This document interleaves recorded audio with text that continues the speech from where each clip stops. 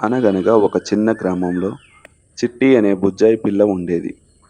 తను చాలా చురుకుగా, తెలివిగా ఉండేది. తను ప్రతిరోజు కొత్త కొత్త ప్రశ్నలు అడుగుతూ, అవి తనే పరిష్కరించుకునే ప్రయత్నం చేసేది. అయితే ఒకరోజు వాళ్ళ తాతయ్య చిట్టిని పిలిచి, అమ్మా, ఒక్కోసారి మన తెలివితేటలు సరైన రీతిలో వాడకపోతే సమస్యలు వస్తాయి బంగారు తల్లి అని చెబుతాడు.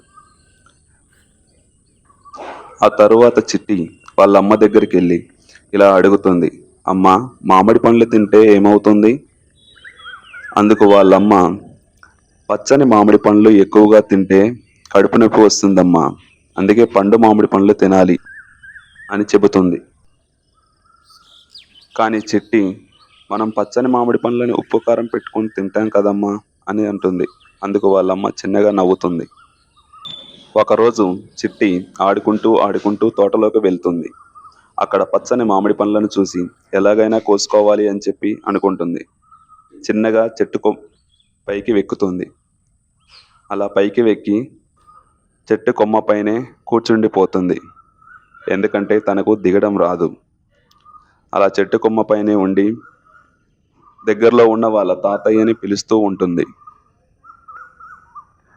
అలా పిలుస్తూ ఉండగా వాళ్ళ తాతయ్య చిన్నగా దగ్గరికి వచ్చి, ఏంటమ్మా ఎలా ఎక్కావు చెట్టు అని చెప్పి అడిగి కిందకు మెల్లగా దింపుతాడు. తనని జాగ్రత్తగా దింపి కింద కూర్చోపెడతాడు. ఆ తర్వాత తాతయ్య ఇలా అంటాడు, సగం తెలివితేటలతో ఏ పనిని చేయొద్దమ్మా, అవి మనకి హాని చేస్తాయి అని అంటాడు. అప్పుడు చిట్టి అందుకు సరే అంటుంది.